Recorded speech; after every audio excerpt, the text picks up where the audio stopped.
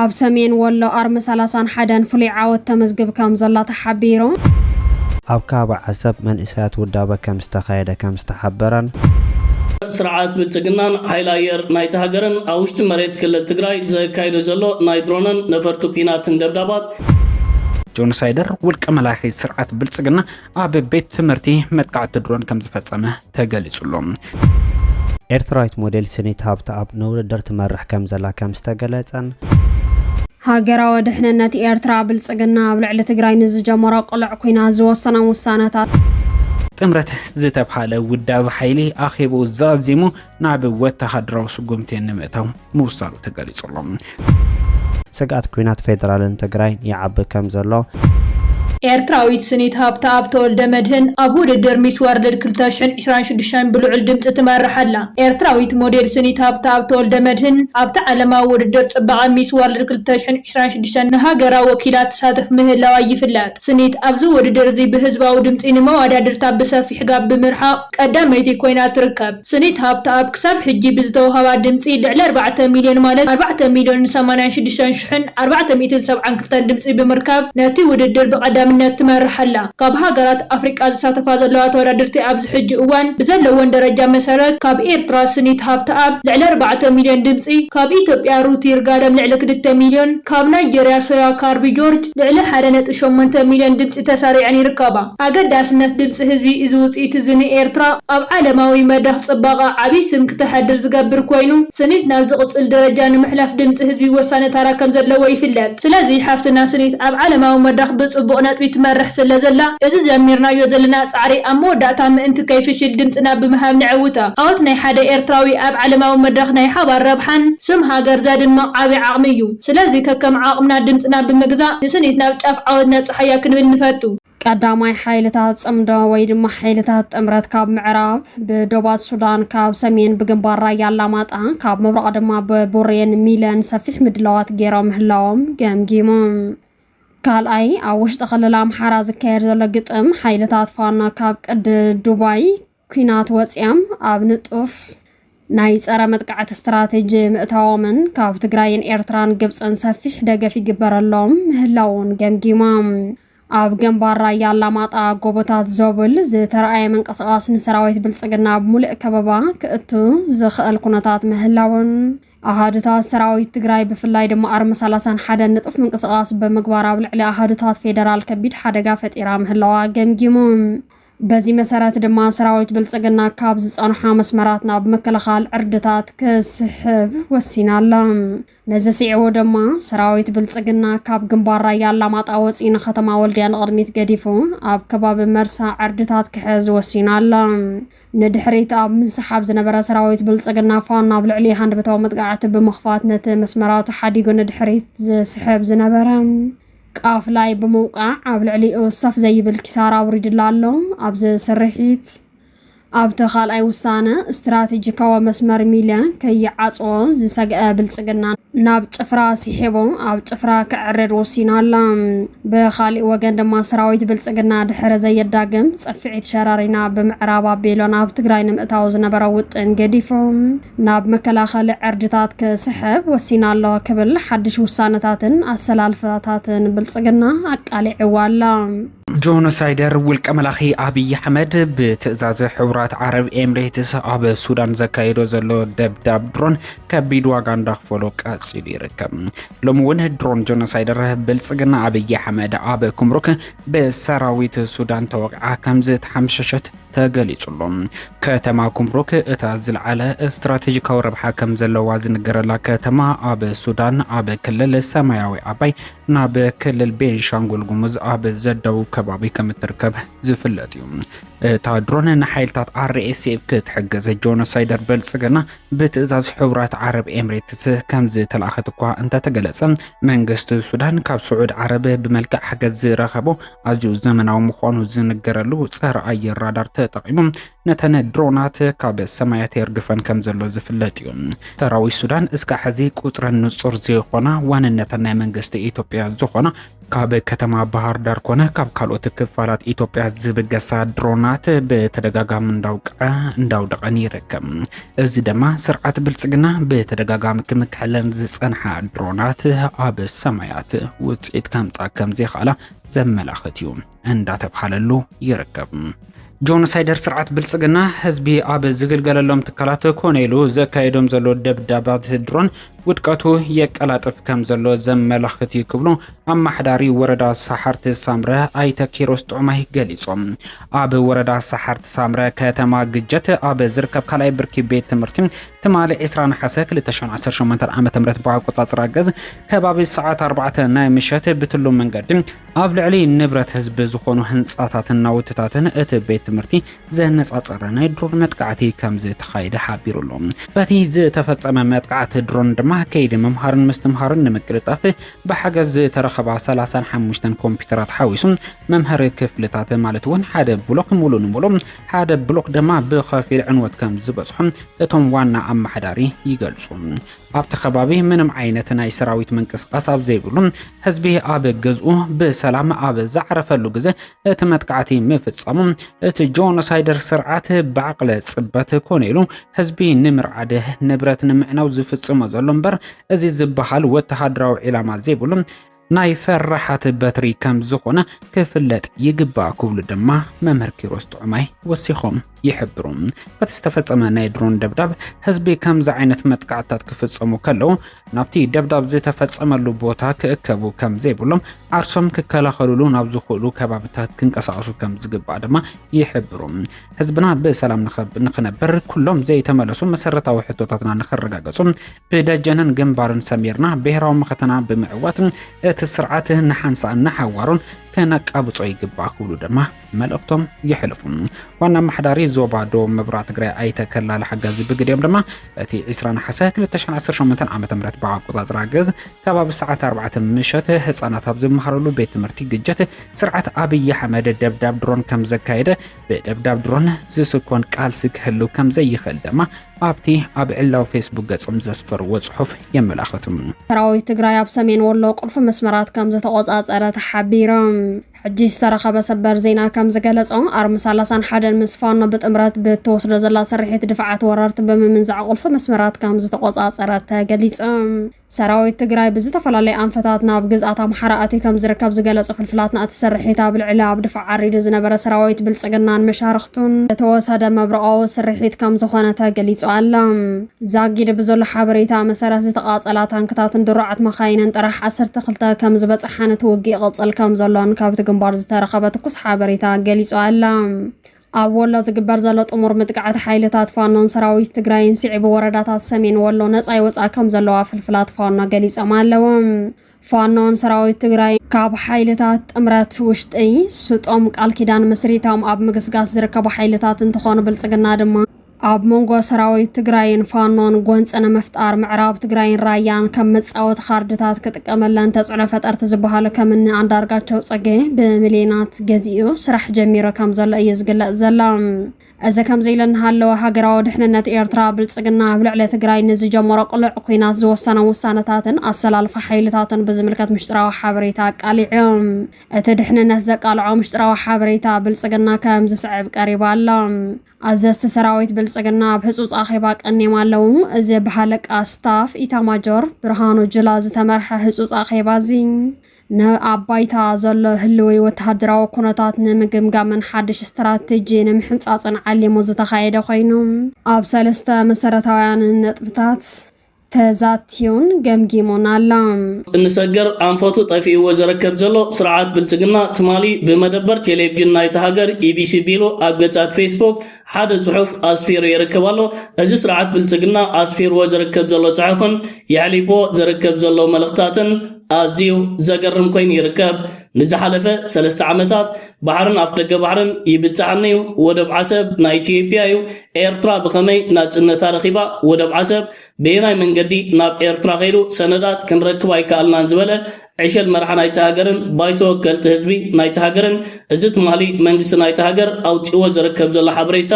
ተዋቃዕ ኮይኑ ይርከብ እዚ ትማል ወጪ ዝርከብ ዘሎ ሓበሬታ ኢትዮጵያ ኣብ ጅቡቲ ተመርኪሳ ትሰዶን ተእትወን ንብረት ከም ትምርኮስ ንጅቡቲ ዝኾነ ይኹን ነገር እንተዳ ኣጋጢሟ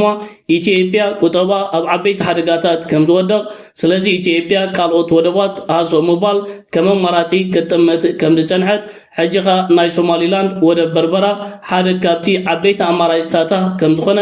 ኢትዮጵያ ንጅቡትን ወደባት ጅቡትን ከይሃሰየት ምስ ሶማሊላንድ ስምምዓት ከተካይድን እታ ኣብ ጅቡቲ ክትምርኮሶ ዝጸንሐት ዝዓበየ ቁጠባ ናብ በርበራ ገጻ ተቐይር ከም ዘላ ኣብዚ ሓበሬታታት ገሊጻን ኣስፊራን ትርከብ ዘላ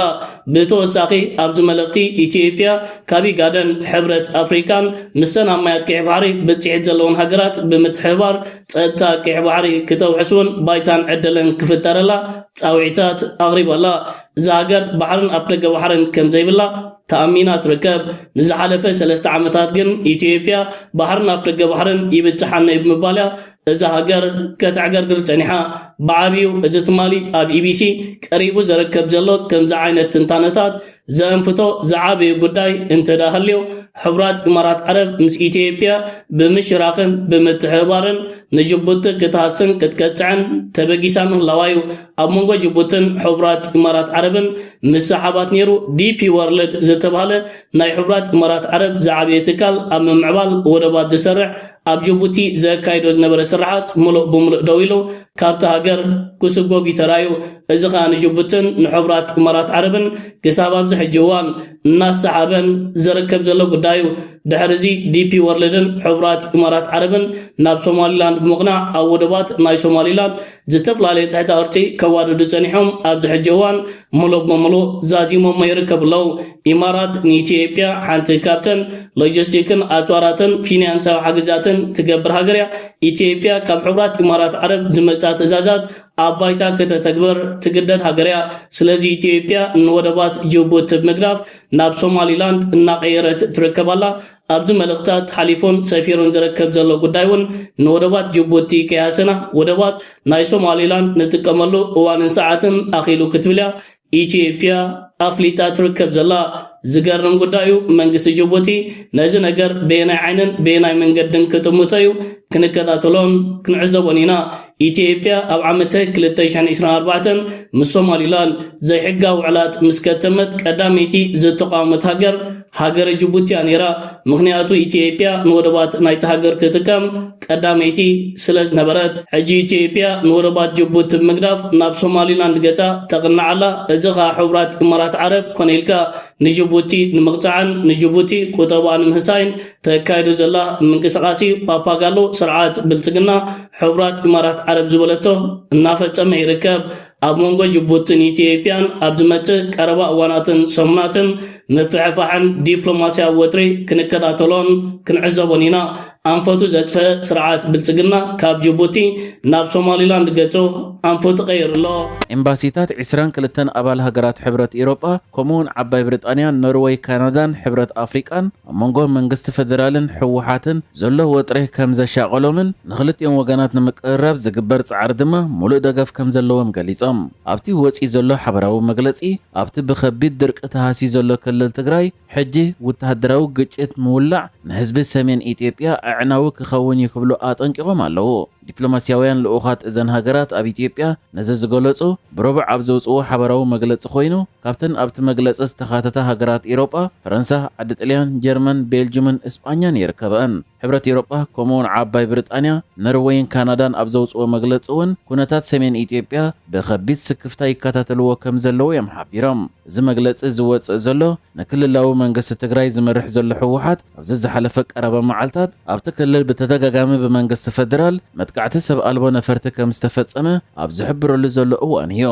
ከም ዝከር ኣብ ዝሓለፈ ሰሙን ሐሙስ ክልተ መጥቃዕቲ ሰብ ኣልቦ ነፈርቲ ኣብ ክልል ትግራይ ዝተፈጸመ ኮይኑ ልዕሊ 13 ሰባት ድማ ቆሲሎም እዮም ኣብዚ ሰሙን ድማ ብሶኒ መጥቃዕቲ ሰብ ኣልቦ ነፈርቲ ዝተፈጸመ ኮይኑ ሓደ ውልቀ ሰብ ሂወቱ ከም ዝሰኣንን ካልእ ድማ ከም ዝቆጸለን ሰብ መዚ ትግራይ ሓቢሮም እዮም። መንግስቲ ፌደራል ብዛዕባ ዞም በተደጋጋሚ ኣብ ልዕሊ ትግራይ ዝፍጽሞም ዘሎ መጥቃዕትታት ሰብ ኣልቦ ነፈርቲ ክሳብ ሕጂ ዝኾነ ርእይቶ ሂቡ ኣይፈልጥን እዩ። ይኹን እምበር ሕወሓት ምስ ካልኦት ዕጡቃትን ግዳማዊ ኣካላትን ይሰርሕ ከም ዘሎ ብምጥቃስ ጽምዶ ዝበሃል ለፈንቲ ተጸምቢሮ ኣሎ ክብል ክኻስስ ጸኒሑ እዩ። ታሪኻውያን ጸላትና ሓደ ካብቲ ክህርም ዝደልዮ ዝዓበየ ጉዳይ እንተዳሃልዩ ነቲ ኤርትራዊ ሃገራዊ መንነት እዩ። ኤርትራዊ ኣብ ውሽጢ ሃገር ይኹን ኣብ ወፃኢ ሃገራት ምስ ህዝቡን ሃገሩን መንግስትን ዘለዎ ርክባት ኩሉ ግዜ ስጡምን ዘይብተኽን ሰንሰለት እዩ። ጸላትና ነዚ ሰንሰለት እዚ ንምብታኽ ነቲ ኤርትራዊ ሃገራዊ መንነት ዝበሃል ብፍሉይ ክሃርምዎ እንተዳኺሎም ነቲ ኣብ መንጎና ዘሎ ሓድነት፣ ጥምረት፣ ስኒት፣ መተሓግጋዝ፣ ፍቕሪ ክዘርግዎ ከም ዝኽእሉ ስለ ዝኣምኑ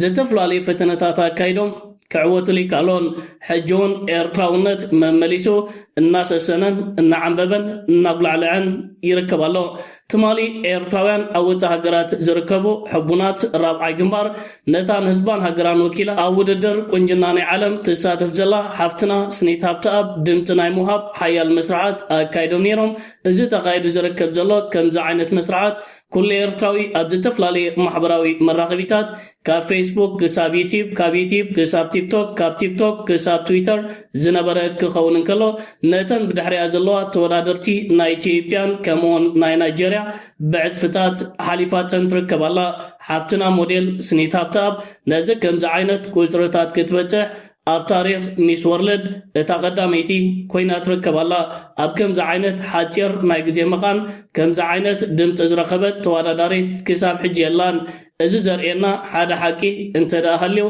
إيرتراوي بزعبها هاجرون كبرون مننتون لعل زخون نجار كم تسرعوا إثيوبياويان تمالي أنصار إيرتراويان حيال زخون قوسات كايدوم جنكا قعوتون كسلتهم نايكالن مغنياتو مس إيرتراون كمون مس إيرتراوي هاجراو مننتن قتيمكا كتعود سلازيكال دقاقيمهم إيرتراويان نحفتهم سنيتابتاب أخري عمان أبزل على مدرخات أبريخهم من يركب الله نقولهم إيرتراويان دقاقيمة نتت مالز قبرو جرانتران أبركوتون مسقاناي بسم تخاطاتلتي فانكل إيرميديا كقلت الله ميفتو كساب سنيت عوتاتا زرقاقت تخص كيبلنا حيزنين ركب زلنا مسرحا أكايدان نغط الله إرترا أمن زرقح إلكتريك مسفح مسارة لمعات ساعاتن نور سرحات تكايد كم زلا تقاليزو منيستر ساعات مؤدن إرترا أمن لا هاجر زلك قرب إلكتريك نمن محياشين نمسفحن حدثتي بروجكتات ساعات بزل على قلت أفاي قصل كم زلا حبيرو إذا بروجكت بغندو أب تحدث ساعات مالت صحيو ساعات زادك ورخينو نزبيتاون حرشاون اندستراون دليت هاجر نمملا زعد ما خمس خانة تقاليزو كم تأتي منيستري زقلت أبز حج أوان أبز تفللي كبايتات تتخلو عبيتي بروجكتات صحيو حيل يالو كباتهم دما بروجكت دك أم حارة 34 ميجاوات زمنجو عبي بروجكت صحيو حيلي بروجكت كبابي أسمرا دما 2 ميجاوات زمنجو بتوسخي بروجكت عد أيحن مايدمان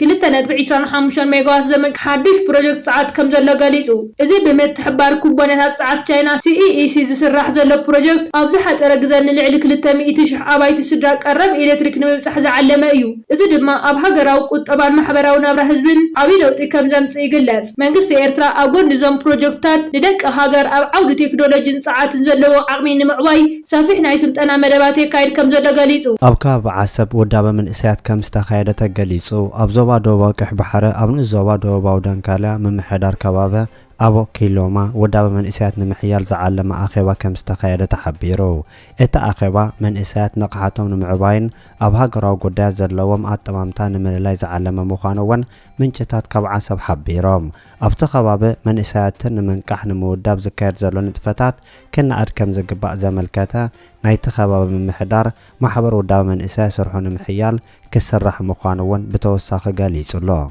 سودان كاب إثيوبيا زمصت درون كم زحانش شغاليصو لمو علات 27 استراتيجيكاوي درون بلصقنا أبي حمد أب كبابي كرموك فريشو مسركم بسراوي سودان تطبيعات حامششا كرموك أب سودان أب زوبا سمين أباي نابغو مزداو زركب كوينو اتا درون RSF كتحجز ببلصقنا عرب إماراتن زتلأخت كوينا منقست سودان دما بتد بحاجة سعود عرب أب دماتين زتخلو ومقوصاصر أيرا بيلوم سراوي سودان يودوان كم زلو ميديات سودان غليصان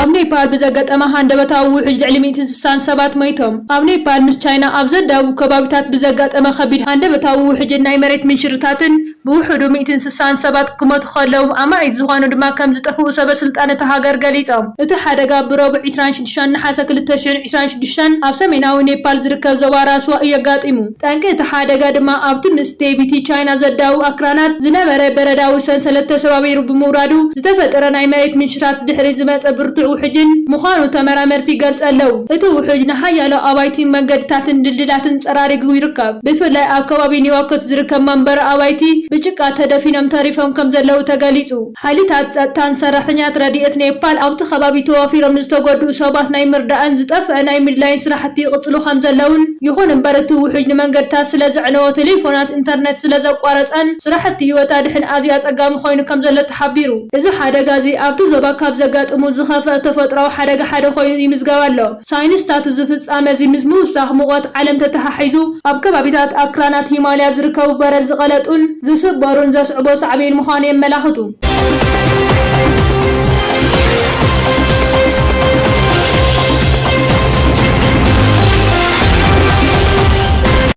ኣብ ውድድር ቁንጅና ዓለም ስኒት ሃብተኣብ ልዕሊ 4 ሚልዮን ድምፂ ብምርካብ ትመርሕ ከም ዘላ ተሓቢሩ።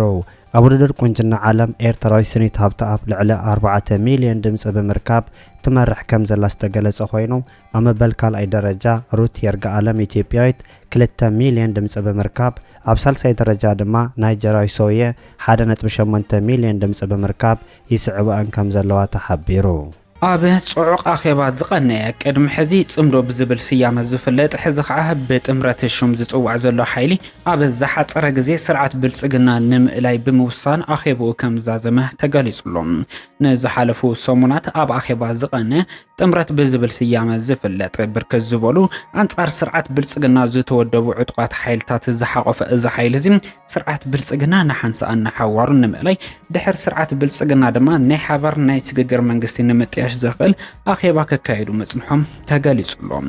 ብፍላይ ድማ እቲ ሕዚ ኣንጻር ስርዓት ብልጽግና ዝውሰድ ወተሃደራዊ ስጉምቲ በየናይ መንገዲ ይመርሕ እንታይ ዓይነት ኣካይዳ ይህልዋ ብዝብል ብዕምቀት ክመኽሩ ዝቐነዩ እዞም ሓይልታት ኣብ መወዳእታ ድማ ድሕሪ ውድቀት ስርዓት ብልጽግና ኣብ ትህሉ ኢትዮጵያ እውን ብሰፊሑ ብዕምቀት ዘትየምሎም።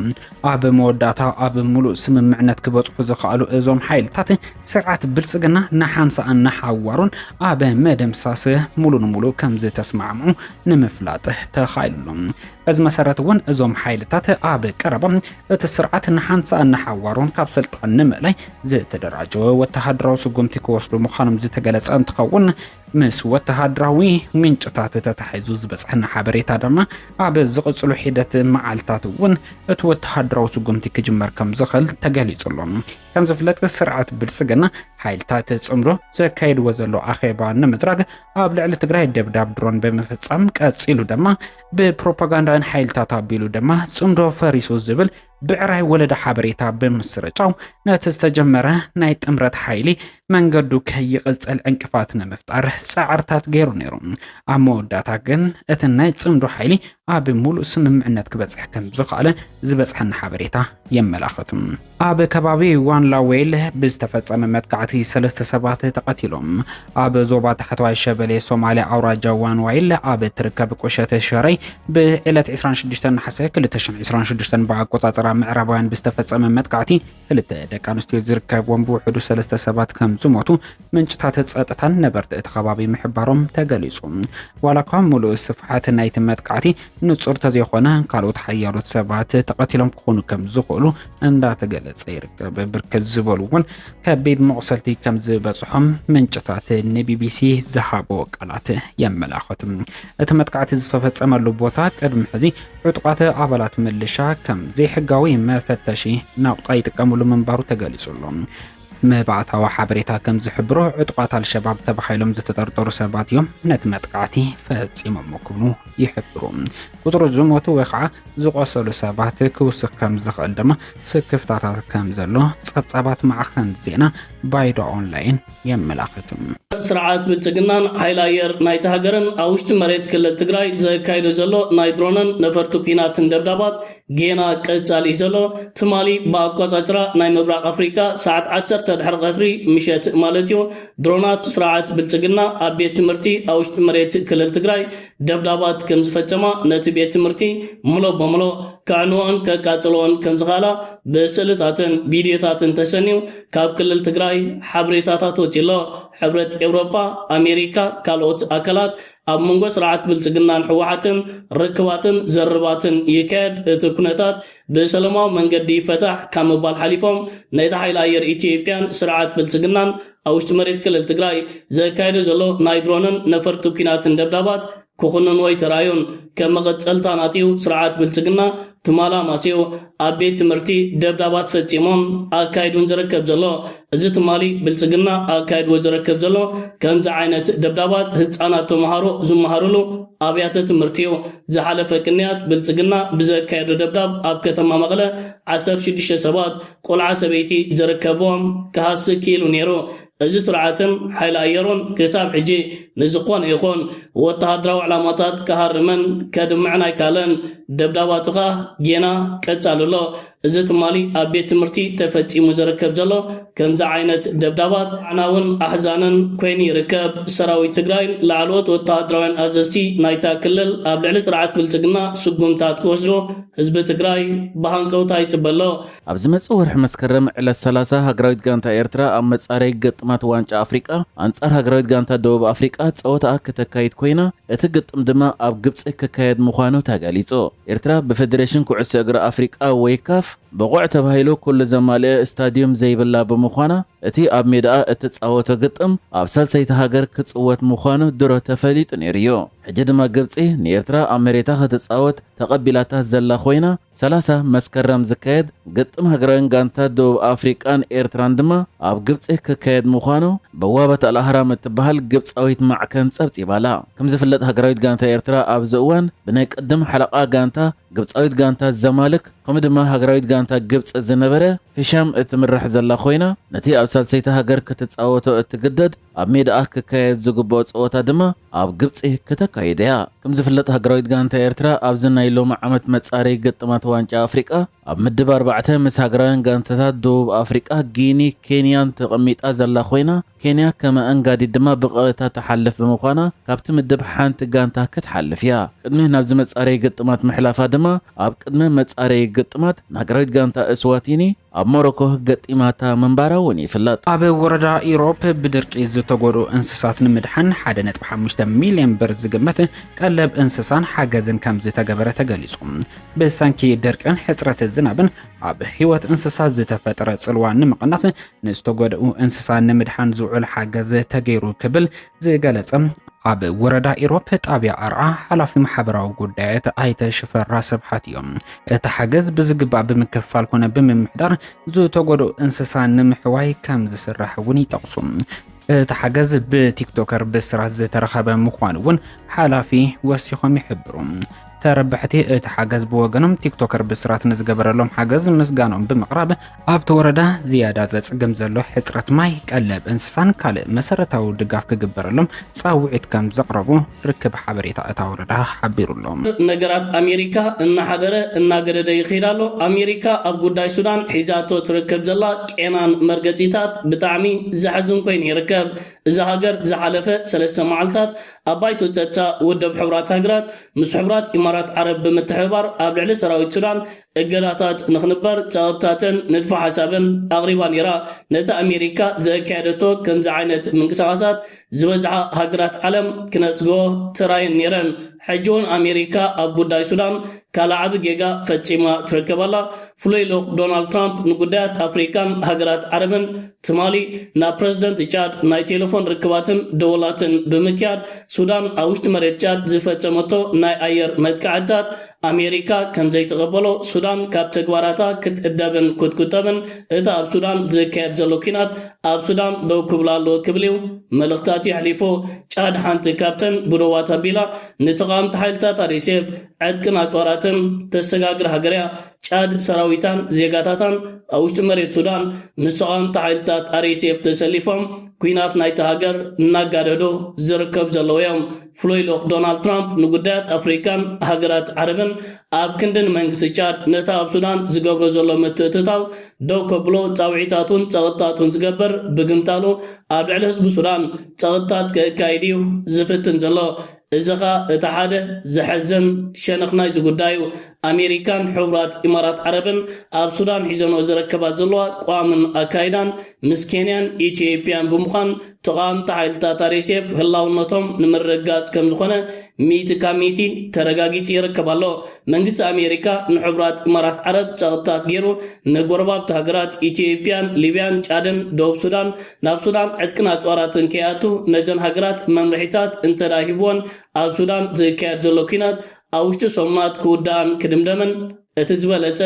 ኣማራጭታት እዩ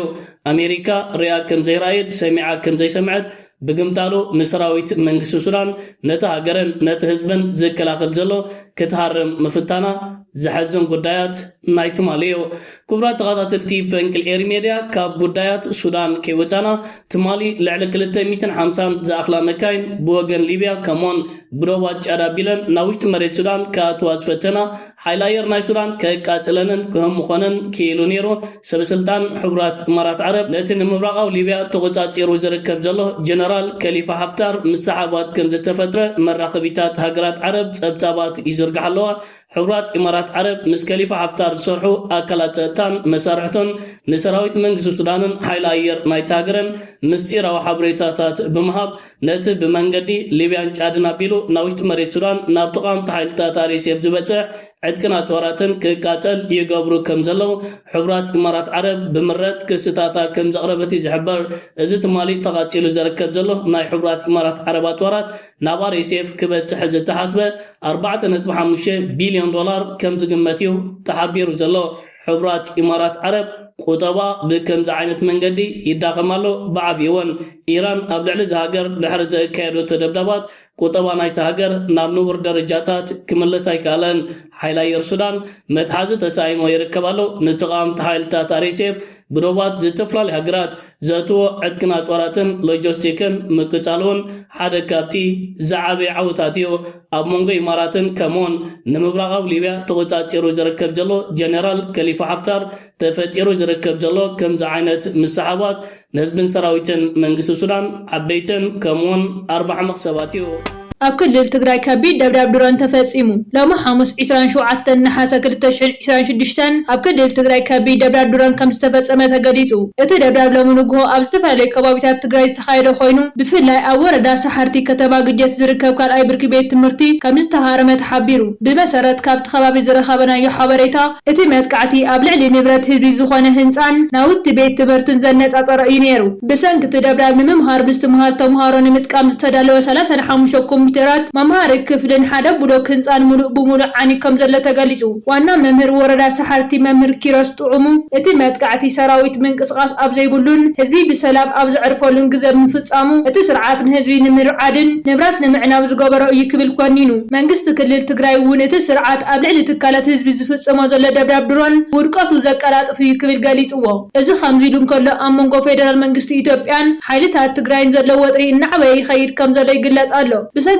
ዳግማይ ዝተጀመረ ደብዳብ ድሮን ሕብረት አፍሪካ ሕብረት ኤውሮጳ ኣሜሪካን ዓባይ ብሪጣንያን ካናዳን ካልኦት ሃገራትን ከቢድ ስጋኣተን ይገልጽ ኣለዋ እዚ ኩናት እዚ ሰሜን ኢትዮጵያ ዳግማይ ናብ ከቢድ ቅልውላው ከየእትዋ ዲፕሎማስያታት የጠንቀቁ ዛጊት ብወገን መንግስቲ ፌደራል ብዛዕባ እቲ መጥቃዕቲ ዝተወሃበ ወግዓ መግለፂ ከም ዘየለን ተወለድቲ ትግራይ ግን እዚ መጥቃዕቲ ኣብ ልዕሊ ሲቪላዊ ትካል ዝተፈጸመ ምዃኑ ይገልጹ በዓል ዓይነዋሪ ክብሪ ደቂ ኣንስትዮ ግርማን ድምቀትን ኣክሱም ምዃኑ ተገሊጹ ኣብታ መሰረተ ጥንታዊ ስልጣነ መበቆል ጥበብን ምህዞን ሰረት ሃይማኖታዊ ክብርታት ዝኾነት ታሪካዊት ከተማ ኣክሱም በብዓመቱ 24 ነሓሰ ብልዑል ድምቀት ሃይማኖታዊ ትውፊት ብዘይ ተበረዘ መንገዲ ዝኽበር በዓል ዓይነዋሪ ናይቲ ዘይድህሰስ ዓሚቕ ባህልን መንነትን ህያው ምስክር ምዃኑ ከንቲባ ከተማ ኣክሱም ኣይተሓጎስ ካሕሳይ ገሊጹሎም ዓይነዋሪ ናይ ደቂ ኣንስትዮ ክብሪ ናይ ኣክሱም ድምቀት እውን እዩ ክብል ዝገለጸ እቲ ከንቲባ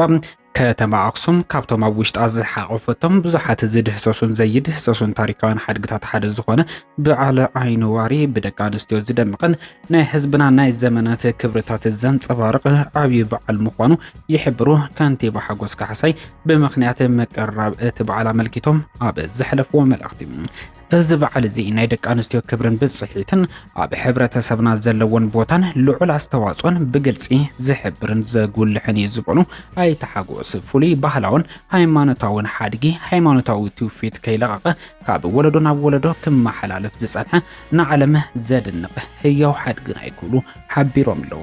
ህዝብን ምምሕዳር ከተማ አክሱም መግለጽ መንነት ናይ ዘይድህሰስ ዓሚቕ ባህላዊ ታሪካዊ መንነትና ዋና መግለጽን ማዕዝንን ዝኾነ በዓል ዓይኒ ዋሪ ምስ ሙሉእ ክብሩ ንምብዓል ምድላዋት ከም ዝወገኑ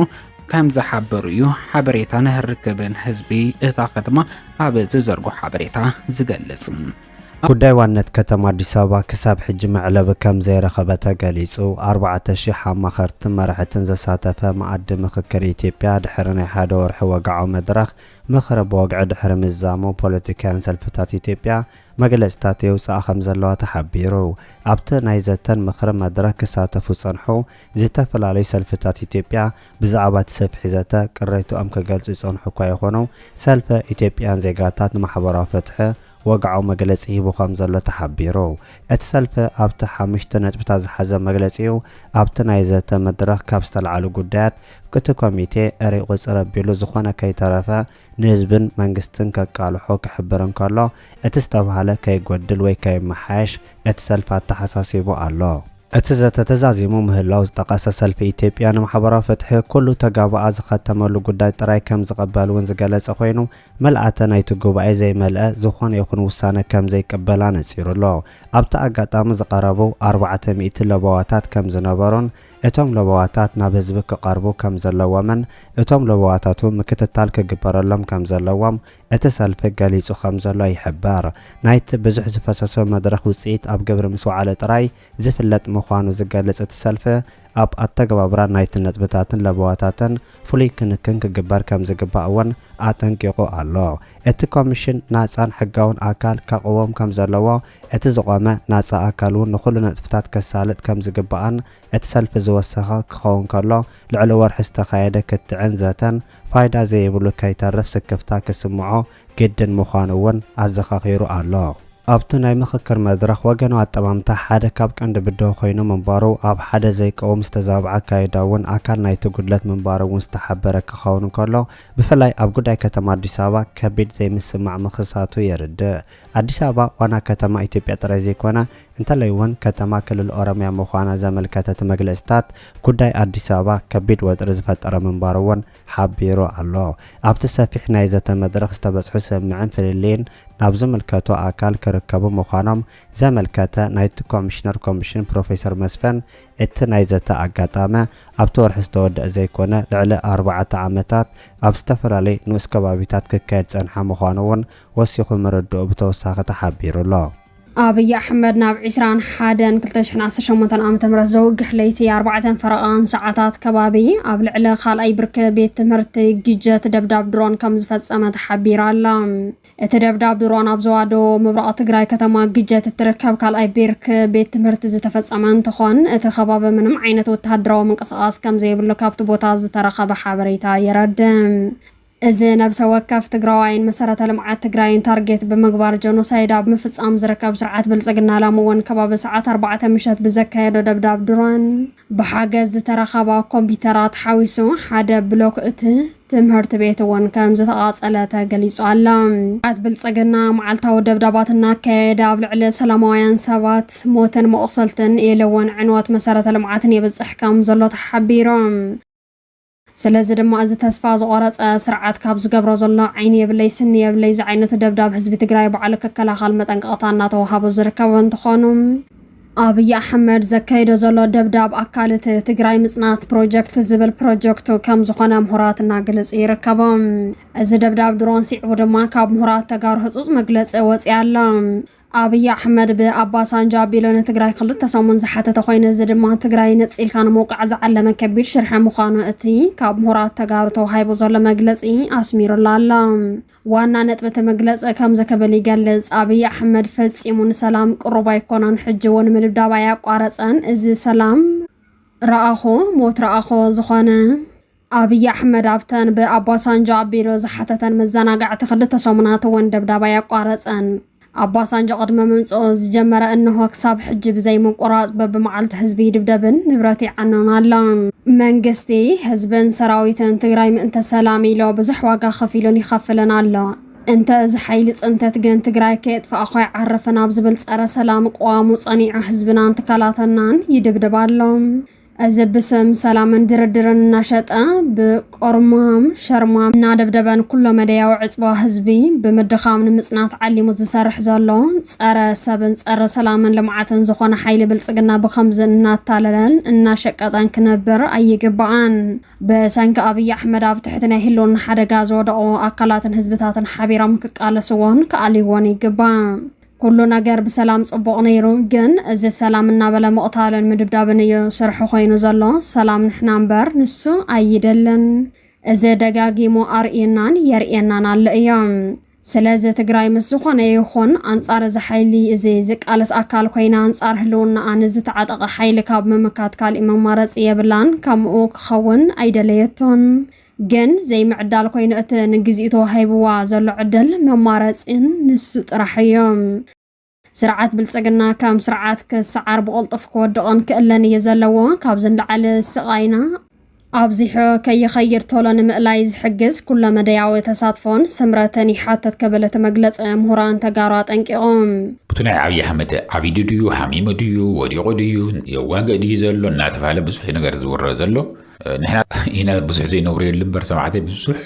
ብዙሕ ሚድያታት ብዛዕባኡ እዮም ዘውርዩ ዘሎ ምክንያቱም ኣይተርእየን አብይ አሕመድ ከም ትፈልጥዎ ንእሽተይ ክሊኒክ ምትስራሕ ንእሽተይ ዝኾነት ነገር ምትገበር ጉዝሊሎ ዝኣቱ ዝረአ ናብ ቴሌቪዥን ኩሉ ሻዕ ተኳሓሒሉ ተሰኣኢሉ ብዙሕ ሜክኣፕ ነቱ ማድያቱ ዝሽፍን ለቢዱ እዩ ዝቐርብ ከምኡ ጌርካ እንተቐሪብካ ክዳንካ እንተቐየርካ ፅርይ እንተኢልካ ሃፍታም እየ እንተኢልካ ሃፍታም ኢኻ ትኸውን ፅሩይ ኢኻ ትኸውን ኢሉ ዝኣምን ያው እምነት ኣለዎ እንተልይዎ እምነት ክንብሎ እንተኮይና ፕሮስፐሪቲ ወይ ከዓ ብልጽግና ዝበሃል እምነት እዩ ዘለዎ ይኽተሎ ድዩ እቲ ብልጽግናስ ኣይኮነን እዩ ከዓመ ዋና ነገር ግን ህዚ እንታይ እዩ ዝገብር ዘሎ ኣበይ እዩ ዝኒሄ ሓደ ዝተረጋገፀ ተረፈሊጡ ዘሎ ብዓመቱ አብይ አሕመድ ዓብይ ዝኾነ ናይ ርእሲ ሕማም ኣለዎ ርእሲ እንትንብልተና ኣብ ርእሱ ዝኾነ ነገር ኣለዎ እናተመጠጠ እዩ በብዓመቱ እናውፃኻ እናስሓብካ እናውፃኻ ዝተጠራቐመ እዩ ዝነብር ካልኣይ ነገር ከዓመ አብይ አሕመድ እንታይ ምኽሎ ቅልል ዝበለ ሲምፕል ዝኾነ ቃል ክንገልጾ እንተኮይና ዕብደት ኣለዎ እዮም ዝብሉ ምክንያቱም ብዙሕ መድሓኒት ዝወስድ ብጣዕሚ ብዙሕ መድሓኒት ዝወስድ እምበር ብዘይ መድሓኒት ክነብር ከም ዘይኽእል ፍርሓት ከዓመ ሓያል ዝኾነቱ ናይ ሕማም ኣካል እንታይ እዩ ዓብይ ዝኾነ ናይ ፍርሓት ናይ ጭንቂ እንዲህዎ ሰብ ዝተኣከበ እንተርእዩ ወይ ዝኾነ ነገር እንተሰሚዑ ሓንቲ ነገር እንተይሉስ እዚ ለዓለም እናተጨነቐ እናረዓደ እናፈርሐ ከም ዝነብር እዩ ዝነብሩና ኣሎ እዚ ትማሊ መልኬሳ እናተዛረበ ዝነበረ ብዙሕ ግዜ በቃ ተኣኪቦም ከምዚ ኢሎም ስናይፐር ሒዞም ወያነ ክቕትሉኒ ከምዚ እንዲህው እዮም ገለመለይሉና ንሕና ከዓመ ፌስቡክ ጽሒፍናሉ ነርና ኣብ ናይ ኦሮሞ ናይ እዚ ከባቢ እዚ ኦሮሞ ክቐትሉኒ ከምዚ ይገብረለው ንዕድሕኑን ኢሉ ካንሰር ብዙሕ ካንሰር እንሄኒ ዝኹለ መድሓኒት ይወስድ ኣለኹ ስለዚ ንዑ ስልጣን ተቐበሉን ይብል እሞ ስልጣን እሺ ክንቅበለካ ኢና ዝበልዎ ከምቲ ናይ ኣምሓራ ፕሬዚደንት ዝነበረ ኣምባቸው ዶክተር ኣምባቸው ዝመሰለ ከም ንለማ መገርሳ ዝመሰለ ገሊኦም ይቐትሎም ንገሊኦም ይባረሮም ስለዚ ኣእምሮኡ ትኽክል ኣይኮነን ምስኡ ዝነበርና ምስኡ ንሰርሕ ዝነበርና ንፈልጦ ኢና ኢሉ ተዛሪቡ ለዶክተር መልኬሳ እውን ዘለዎ ሽግር ግን ንእሽተይ ናብ ዱባይ ከይዱ ያው ቱ ንዓመታዊ ዝስሓብ ተስሒቡ ተመሊሱ ኣሎ ዝገርመኩም ግን ኣብዚ ብጣዕሚ ዝገርመኩም አብርሃም በላይ እንታይ ኢሉ ከም ዘሎ ትፈልጡ ዲኹም እዚ ሰብኣይ እዚ እንተሞይቱ ሲኽንጠፊ ኢና ኢሉ ቃል ብቃል እየ ዝነግረኩም ዘሎ አብይ አሕመድ እንተሞይቱ ተጠፊኡ እዚ ክንመውእ ክንጠፊ ኢና ኢሉ ተዛሪቡ ኣብዚ ሰብኣይ እዩ ስለዚ እንታይ እዩ ክገብር ደኣ እንታይ ንግበር መፍትሒ የብሉን ግን ክንደይ ዝኣክል ተጨኒቆም ከም ዘሎ ዞም ባንዳታት አብይ አሕመድ መድሕና ኢሎም ከም ፈጣሪ ገይሮም ወሲዶም ከም ዘሎ ዘርኢ እዩ ብጣዕሚ ብጣዕሚ ዘገርም ዘስደምም ነገር እዩ ስለዚ ዓብይ ኣሕመድ ብቻ ኣሎ እዩ ኣይሞተን ኣሎ ዓራት እውን ኣይሓዘን ህዚ ኣሎ እዩ ተሓቢኡ እዩ ዝኒዮ ተጨኒቁ ስለ ዘሎ እናተኸታተለ እዩ ዘሎ ብዙ ይመፁኒ ብዙ ኣተውን እናበለ ናብ ትግራይ ሌትን ቀትርን የማዓዱ ከም ዘሎ እዩ ተፈሊጡ ዘሎ ካልኦት እውን ዝግበሮም ዘሎ ክንነግረኩም ኢና ግን ያው ህዚ ኣብ ኣዲስ ኣበባ ከም ዘሎ ግን ኣረጋጊፅና ኣለና ካልኣይ ዘለና ዝሕዝነለና ካብ በዓላ ሰማዕተይ ካብ በዓላ 4 ዕጡቋት በዓላ እንግዲህ ያው ዓፋር እዩ 4 ዕጡቋት ኣብኡ ዘለው ዝነበሩ ንበሎም የተቀቲሎም ኣለው በዓልቶም ንበዓልቶም ተማው ዓፋር ዘለው ሸፋቱ ንበሎም እሞ ወይ ዕጡቋት ወልዎም ዝደለኹም በልዎም ምስ ህወሓት ወይ ከዓ ምስ ትግራይ ሰራዊት ምስ TDF ረክበለኩም እዮም ኢሎም ኣብ ጠራራ ፀሓይ በዓልቶም ቀቲሎምዎም ኣለው ስሞም እውን ወፅዩ ኣሎ ግን ስሞም ያው ንግዚኡ ይጽናሕ ንምንታይ ቶም ወለዶም ንስድሮኦም ደቀም ዘለዎም ክህሉ ይኽእሉ ያው ንኣቶም ክብርን ድሕንነትን ክበሃል ብዝሰምዑ ወይ ስምዑ ወንበር ምዝራበይ ይድልን ግን 4 ተቀቲሎም ከም ዘሎ ብጣዕሚ ዝሕዝን እዩ ዝተረፍኩም ወደት ተይተወዳእኹም ናብ መከላከያ ክትኣትወለኩም ክንኣተለና ኣይናኣቱን ክትኣትው ኢኹም ኣይናኣቱን ብዙይ ዓብይ ፍልሊ ስለ ዘሎ ንኹልኹም እንተይወድኡኹም ንዓድኹም ተመለሱ ኢና ንብል ንዓድኹም ተመለሱ محرت غيرني 500 ገለን ህዝብ እኮ محرت ተገይሩሎም ተባሪ መንግስት ትግራይ محرت ክገብረልኩም ይጥፋት ተሰሪሕኩም እውን ብገበን ድለኢና ሰሪቅና ኢና ደፊርና ኢና ሕማቅ ነገር ፈጺምና ኢና ዘይግበአና ወሲድና ኢና ኢልኩም ተሓስቡ እንትኾንኩም እውን መሓሩና እንተይልኩም ህዝብ ኣውግ ስለ ዝኾነት ዘላ ትግራይ ህዝብ ትግራይ ይቀረብ ሃላ እዩ ጥራሕትዋና ነገር ጥፋኣትኩም ተኣምኑ ካልኣይ ግዜ ከምዘይ ተገብርዎ ድሕሪ محرت ተገይርለይ ዓደይ ከገልግልየ ንባዕለይ እውን ጥዑይ ዘይጋ ሆነ ክነብር ይደልየ ንዓደይ ክወግእ ይክእል ኣይደልን ህዝበይ ክወግእ ይደልን ኢልኩም يقرت حتاتو إنان نبل سمعتي كابزيهم كعمين إننا أنتم زتقتلوا صدرهم صنعتي عبهم نبل نفط زغطل نحلف سمعتي زغطل درون عب تمالي مشت عبد راي عزبو ويكعم دبو تغراي دبدبا كايد الله اب ناي وتادر كامباي كونن هزون نمنتا تا تقصل نداوم تدرون انت عينت صره درون يزلو تسراوي تغراي جام زغبر ديو وقعي زورد ديو انتايو زبل بدنب غير زرزير خنغركم يه ግን هزون ምንም ነገር ዘይብላው ሓደ ወታደር ዘይብላ ቆልዑ ዝመሃሩሉ ህፃናት ዝመሃሩሉ ትምህርት ቤት ኣብ ግጀት ከባቢ ዝበሃል እዩ ቦታ ኣብኡ ናይ ኮምፒውተር ላቦራቶሪ ወይ ከዓ ኮምፒውተር ከይደም ዝመሃሩሉ ህፃናት ቆልዑ ፎቶግራፍን ገለን ገይሮም ሰይደምልና ኣለው ኣብኡ ኣጥፊአሎ ኣብኡ ግን ዝሞተ ሻዕ ህዚ ተምሃራይም ይኹን ሲቪልም ይኹን ወታደርም ይኹን ከምዚ የለ ሰሚዕና ኣለና ግን ንብረት ዕንዮም ከይደም ኣለው ኣብቲ ከባቢ እንግዲህ ከም ትፈልጥዎ ድሮን ይኸይድ ድሮን ደብዳብ ጠጠው ክብል የብሉን ናውሉ ዝዛረቡ ንጌታቸው ረዳ እዮም ህዝብና እዩ መወቀልና ዝወቀልናሉ ዞን ኢሎም ከዓመ ዝዛረቡሉ ከባቢ ደቡብ ትግራይ እዩ ኣብ ደቡብ ትግራይ ዝኹሉ ድሮን እናተደብደበ ሓንቲት ቃል ይዛረቡን ዝገርመኩም ሓንቲ ተሰኽ እዋ እንዚ ድሮን ዚ ደብዳብ ሲጠጠው ክብል ኣለው ኢሎም ዘይዛረቡ ክዛረቡ ዘይኽእሉ ክንደይ ዝኣክል ሕማቅ ከም ምዃኑ ባንዳነት ክንደይ ዝኣክል ተላኣኸ ምዃን ዕሱብ ምዃን ምጸላእ ኮይንካ ከሰርሕ ይልካ ምኽያድ ክንደይ ዝኣክል ሕማቅ ከም ምዃኑ ይረአኹም እንግዲህ ይረአኹም ጌታቸው ሓንቲ ነገር ንእሽተይ ነገር ተተፈጢራ እኳ ዘሊሉ ናብ ኤክስ ወይ ከዓ ናብ ትዊተር ወይ ፌስቡክ ይልጥፍ እዩ ነይሩ هذا منهم نجر كابر بعد تجزن العلي أبدو زون ناي تجري زون دبدب درون تخايد يو بولو من دجنا وسخل ينبر إذا خا دجن ده زونات أنا زمهار لكو يو ناي مسنو سرحيت سرح له زنبرة تعن وزل لخاكو خندي دخاز قل ولا يو خندي دخا سرح زوال عل يو ناي حرسته يو منهم وتدرات كوي يكونوا نيلهم من مجلس أيو زون سوق يو جن هزون عبد مرتبات حنت كمبيوتر متهون عسرة كمبيوتر ميخون كمبيوتر قصري نفلتن جن نتجري جن بتعمي زت أمانة جريو أو عطفي أملون هزانات ناي هزانات أمر إمزات فوزلو هذي مهور كيف التريم زجور زلو أنا نعبي أحمد أيكون نزوق زلو هذي عبي أحمد ما سروحي عبي أحمد ما سلطان يزكاله خل زلو عبي أحمد تجري إنت زيت فيه كنبري كلنا بذا سلطان يلس لذا أمنيو وزيك عم بقولوا عنا قرنا له كلهم تمنا أورومو إليت يزيد إذا أمنا عبي أحمد هزون تقونت أبتشن كبزل على رعدي يتجري جزء اللين أبذا سلطان يبشم من تعمت وشتي تجري جزء أخوان سلذي كتفهم لن خدم كرم لني ما راحتهم قتل لني مهورات كلهم كنت فهم كن قتلهم كن أسرهم لنا تم كاوس طرف خامخ موتلو قتل اللوم تمهار خي مهار حدش تقول تمرتيت كنفرسه لنا إلهم يمحاسبهم السرح زلوا خون إلهم حاسبهم أستنتينهم يمسرح زلوا ما بدرون أب راي عزبو جيجة تزهال خباب تزلوا تمرتبيت توقعوا كمبيوتر لابراتور تغازي لهم زلوا تفايتوا اللي سمعته زين نار بنفس غزل نحلف እንካብ ድሮን ካብ ጀመርና እንግዲህ ዓዲ ሰለስተ እየን ቀሪናና ዘለዎ ሕዚ ካብተን ዓበይቲ ዝመረፅ ኩልኩም ሰማዕተይ ኣብ ኣዲስ ኣበባ ኣብ 3 መዓልቲ ውሽጢ ክንኣቱ ንኽእል ኢና ዝበልዎ ኣሎ ንሱ ንምንታይ እዩ ደኣ ዘይኸዱ ብዛዕባኡ ክንነግረኩም ኢና ካልእ ዓብዪ ኣሕመድ ንኤምባሲታት ዝልምኖ ዘለዎ እውን ክንነግረኩም ኢና ሓንቲ ዓባይ እውን ኣላትና እያ ትፀረ ድሮን ግን ሕዚ ክንነግረኩም ኣብ ትግራይ ፀረ ድሮን እኒሄ እዩ ምህላው ምንም ኣይትጠራጠሩ እንታይ ዓይነት ፀረ ድሮን እዩ ዘለዎ እዩ ብዙሕ ዓይነት ፀረ ድሮን እዩ ዘሎ ትዛዓበየ ንዘን ዓበይቲ ድሮናት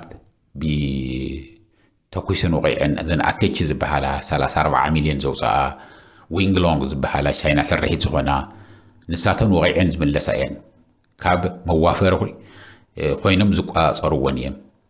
ንኡ ግን እንትዋፈራ እምበር ዘብርር ፓይለት የብለንን ንምዝኽኻር ዝኣክል እዩ ትፈልጥዎ ኢኹም ግን ከ ነዚኣ ሓደ ዓይነት ዘሎ ፀረ ድሮን ወቂዕኻ ምውራድ እዩ ትቃፀል ማለት እዩ ሓደ ግዜ ከምዚ ሱዳን ንሪኦ ዘለና እናተወቕዓ ዝወድቃ ዘለዋ ድሕሪ ሶፊስቲኬትድ ዝኾነ ብፍላይ ከዓ ዓመቱ ናይ ቱርኪ ፀረ ድሮን ፅቡቕ እዩ ብጣዕሚ በዓልቶም ተን ድሮን እውን ይሰርሕዎን ተተኳስ እውን በዓልቶም ቱርኪ እዮም ዝሰርሕዎ ፀረአን ከዓ ዝሰርሑ በዓልቶም እዮም እዚ ንኣቶም ቢዝነስ እዩ ተወቂዐን ብዝወደቓ ቁፅሪ ካሊእ ከዓ መፅኦም ይገዝእ ማለት እዩ ዝኾነ ዓዲ ተተኳስ ከዓ በብገዚኡ ተኳስ ክወድቕ እዮም ዝደልይዎ ስለዚ ዕዳጋ ስለ ዝኾነ ስኢሉ ይሰርሑ ኣለዉ ንምንታይ ይሰርሑ ክትብሎም ኣይትኽእልን ንምንታይ እዮም ዝሸጡ ዘለዉ ናብ ናይ ዓዲ ውሽጢ ውግእ ድሮን ክለኣኻ ኣይግበአንን ድሮን ዝለኣኻ ሕዚ ንኣብነት ምስ ናይ ካሊእ ዓዲ ውግእ ዝገብሩ እንተኮይኖም ንዓዶም ዝከላኸሉ እንተኮይኑ ንሰልፊ ዲፌንስ ተባሂሉ ክሽየጥ ይኽእል እምበር ኣይግበአን እዩ ግን ትግራይ እንታይ እዩ ዘለዋ ትፀረ ድሮን ሕዚ 2-3 ዓይነት እዩ ዘለዋ እዮም ዝብሉና ዘለው እቲ ርግፀኛ ኮይኑ ግን ምቱ ሰራዊትና እዩ ዝዛረቦ ግን ሓደ ጃም ዝገብር እዩ ኣቅጣጫን ተስሕተ ብፕሮግራም እንዲዮም ዝልእኽዎን ዘለው ኣብ መሬት ኮይኖም ብፕሮግራም ገይሮም ብኮምፒተር ኤአይ እዩ ዝመርሐን ማለት እዩ እዚ ንኣኡ ከዓ ጃም ትገብሮ ንኸይሰርሕ ትገብሮ ከምዚ ብሮድካስት እናተገብረ ብሬድዮ ዝተሓላለፍ ከምን ኢሳት ዝመሰለ ብቴሌቭዥን ዝተሓላለፍ ዝነበረ ጃም ዝገብርዎ ንኸይረአ ብዥ ዝገብርዎ እተን ድሮናት እውን ብዥ ከም ዝበልቱ ዝርክብ ናብ መሬት ዘሎን እተን ድሮናትን ዘራኽበን ንኸይራኸብ ይገብርዎ ካብኡ ኸ ኣብ ዘይኮነ ቦታ ኸይዳ ትወቅዕ ኣብ ተሰሓሓተ ቦታ ቁልፍ ነቲ ወታደራዊ ካምፕታት ዘይውቃዕ ዘሎ ዓበይቲ ሰብ ስልጣናት ዘለዎ ፋብሪካታት ዘለዎ ዘይውቃዕ ዘሎ ሲ ዓበይቲ ዝበሃል ከምኡ ስለ ዝገብርዎ እዮም ንኡ ክወቕዓስ ተለኣኻ እየን ዘይኸውን ቦታ ማእኸል መንገዲ ወይ ዝኾነ ሰብ ወኩ ዝገብረሉ ገለ መልወቂዕን ዝኸዳ ዘለዋ እዮም ዝብሉና ዘለው ግን ዝተረጋገፀ እዚ ዝኒሄና ሓደ ንሱ እዩ ጃም ምግባር እዩ ካልኣይ ከዓ ወቂዕኻ ምውራድ እዩ ኢና ንብለኩም ዘለና ዓይና እዩ ዘለዎ ባዕልቱ ሰራዊትና ክሻዕ ዝዛረብ ንሕና እንዛረቦ ነገር የብልናን ንፈልጦ እውን ዘይክህሉ ይኽእል እንተሃልዩ እውን ይዛረብን እዚ ናይ ወታደራዊ ናይ ባዕልቶም ናይ ቲዲኤፍ ስርሒት ማለት ንሳቶም ዝጥቀምሉ ኣዘራርባ ዘውፅዎ ኣሎ እዩ ብኡ መሰረት ኢና ክስምዕ ዝንደልዮ እምበር ንሕና እናውፃእና ከምዚ ተቐተለ ብዙ ይኸደ ኣለዉ ከምዚ ይኾነ ኣለዉ ክንብል ኣይንደልን ኢና ስለዚ ፀረ ድሮን ኣብዚ ጠጠው ነብል እሞ ናብቱ ናይ 3 መዓልቲ ናብ ኣዲስ ኣበባ ክንኣቱ ንኽእል ኢና ዝበሉና ክንነግረኩም እዚ ደጊሞም እዮም ብደንቢ መጀመርያ ነገሮምናስ ድሓረ እውን ሪከርድ ጌርና ምስ ሕለፍና እዮ እንታይ 3 መዓልቲ ደኣ ስኡልካ ተልዒልካ መኪና ብኣውቶቡስ ከም ክስታይ እውን ክኽየድ ይከኣል እዩ ቀሊል ነገር እዩ ዝዋጋእሲ የለን ኢሎምን ኣሎ 3 መዓልቲ እውን ኣየድልዮን እንታይ ዳ ይሱ ቀቢልኩም ዝኒሆ እንትምንሎም ተለና ከዓመት ንሓቶም ተለና ኣብ ኢትዮጵያ ብዙሕ ዝተዓጠቐ እዩ ዝኒሆ ዓብይ ኣሕመድ ኣውሪድና ብድሕሪኡ ንገብሮ እውን ክፅንዓት ክግበር ኣለዎ ብዝርርብ እውን ክግበር ኣለዎ ኣምሓራ ብዙሕ ዝተዓጠቐ ሰራዊት እኒሆ ኣብ ኦሮሚያ ብዙሕ ዝተዓጠቐ ሰራዊት እኒሆ በቤንሻንጉል ብዙሕ ዝተዓጠቐ ሰራዊት እኒሆ መራሒ ዘይብሎም እንዳውም ስኡልካ በቃ ኣነ እውን ዝበሃል ሽፍትነት ሞደርን ሽፍትነት እውን ዘለዎም ከባቢታት ኣለዉ ኣብ ዓፋር እኒሆ እዚ ዝርርብ ክግበር ኣለዎ ኢልና ኢና ኣብ ዝርርብ ኢና ዝነና እምበር እቲ ውግእ ፈሪሕኻ ድሮን መፅእ ኣለዋ ሚግ ትመፅእ ኣላ 50,000 ሰራዊት 100,000 ሰራዊት ብዙይ አተሎ ብዙይ መጽአሎ 300,000 ሰራዊት ተሰልጢኑ ኦሮሚያ ይመጽአሎ ገለ መሊልካ ዝበሃል ነገር የለን እዚ ሓንቲ እኮ ሓንቲ ትንተላ በትንትኖም ከም ዝወጽእ ንፈልጦም ኢና ስለዚ መንገዲ ማንንም ጠጠው ዘብለና የለን ትናይ አምሓርኛ ፕሮግራምና ተመለኸ ዓመኸ አምሓርኛ ንትፈልጡ ሰማዕተይ ማይክሮፎን ሚዲያ ቁጽሪ 2 እናኸድኩም ረእይዎ ሰብስክራይብ ግበሩ ክበዝሕ ግበርዎ ወላይ እዚ ዳርጋ ናብ 70,000 እና ተጸጋዒ ዘሎ ሰብስክራይበር ቀረባ ግዜና ኸፊትናዮ كيدو رأيوه كابدي سبب دوي لهم زنقرنا دمسم قيرنا يملنا خاب سبعين نفس بيت قيرنا يملنا نمنتين دحنتهم كنبل نايا دي سبب هزبي هزين دحرو يمس الله من قد تغفيلو كشع دبر برهان كشع كأون حليفو كيدو قبلهم يو بحانت كزقل بتيلي زوجنا دي سبب هزبي سلس جنا قيو دحرة أنت زي موسخة تودونا خنا ولا أي فريح سعودي تقبيتن هنا هزمبر يمس يالو تجميري أنت تغفيلو حانتي تمعت تصنح يلن أبدي سبب كل سولي ويهزي يزي سلز فلت عبي أحمد جن بزحت زتعتقو من إنتم زي فلت أمن جان هذا ناي أورمونيا تزاربتي أم كل من درات أم الأدي سبب بتينو وميلو كم زقدم أبي تبقى زبهال زنبر دول حيزو قال حيزم يمسخدو نيرم هذا مولو عتق زتعتقو نو ليت وصيم نا زورو زحادرو سلزي وصنت الملتلنا منتل كبولنا أيام إلو سلز فرحيو يموس يالو من قد تلعلم يوكا نكابل لما تأيوز يوم نابا قبو يخدلون دهر تفهيلو جن ودياو يوم زفرسو ساتمون نخوال عنخو